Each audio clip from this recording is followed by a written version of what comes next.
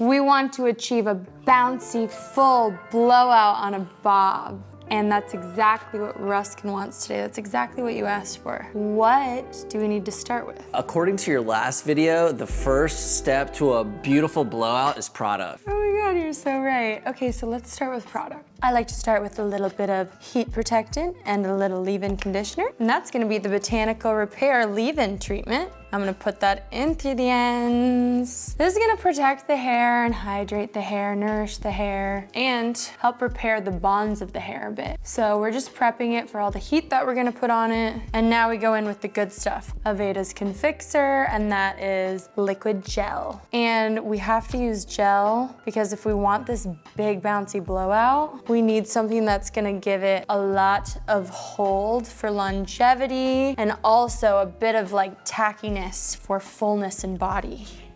All right, so the next thing that we do is rough dry the hair.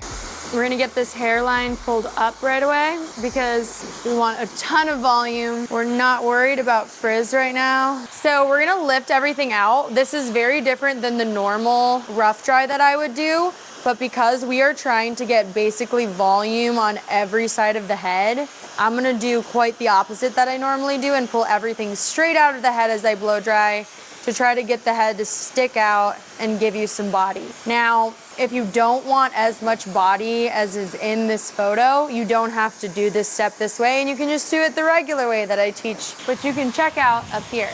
Yeah. Is there a reason why you're doing it with your hands and not your vest brush or Denman brush? I don't have my Denman brush. So you would be using your brush if you had it? Yeah, Ruskin's hair smooths pretty well. Why don't you try it? You just want me to like elevate the hair and add tension? Is that what you're saying? Tension and elevation will help with volume? I think it's more fun to just use my hands. Let's try it out with the Denman brush now. Let's say you have really frizzy or kind of more wavy hair. This might get the job done better for you because you need to put more tension than you're capable of with your fingers. Also, it does kind of blow it out and make it a lot shinier. Brushes are made the way they are for a reason. So if you can use the brush, use the brush. If you don't have the brush, then use your fingers. We're gonna actually blow all of this upward too, to just get as much volume as possible. So really quickly, you're gonna go in with the Denman and then rock back and then pull straight up. It seems like it might be stuck in there at first, but it's just a lot of tension in it. And so once you start pulling, you'll realize it's very much not stuck. But look at this volume. I knew we could do this on you. This is working very well. If you want any of these tools, they're linked down in the description. For Ruskin, if he's doing this on himself and he wants to blow the back straight up, he might need to flip his head over. Very good. This is the side you gotta work on. All right, try using the Denman on the front. So, Up. in, twist, and then kind of pull. Yep. Nice, look at that. So, in, pull, up. Nice. I think this is looking great. Okay, but look what a good foundation that is. The third step to the bob blowout is Sectioning. So we're sectioning the hair. I'm gonna take the top section, pull all that up in the air because we don't wanna lose all of the body that we just formed.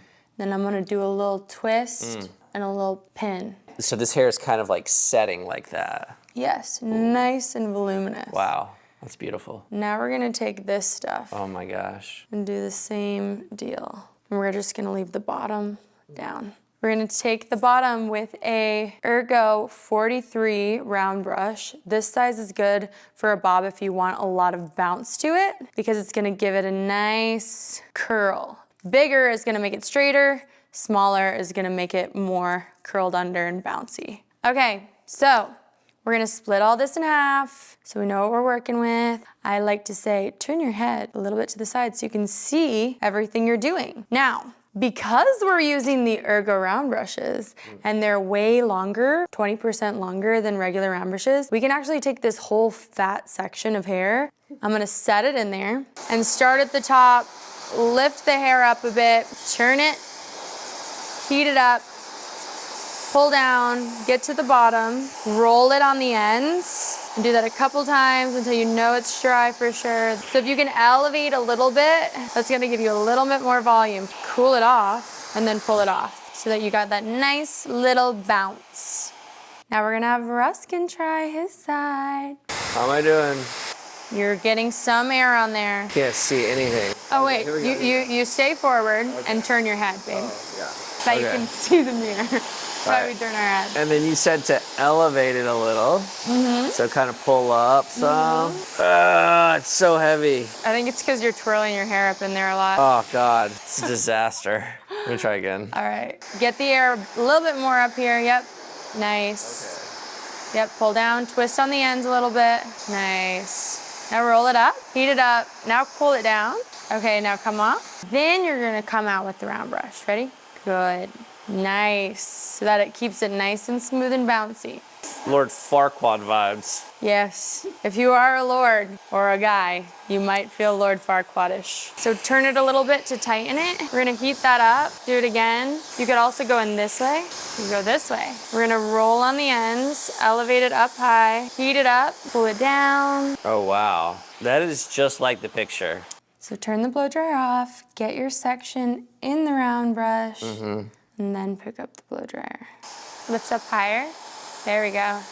Now get those ends, blow them as you twirl it. Now roll it up, heat it up.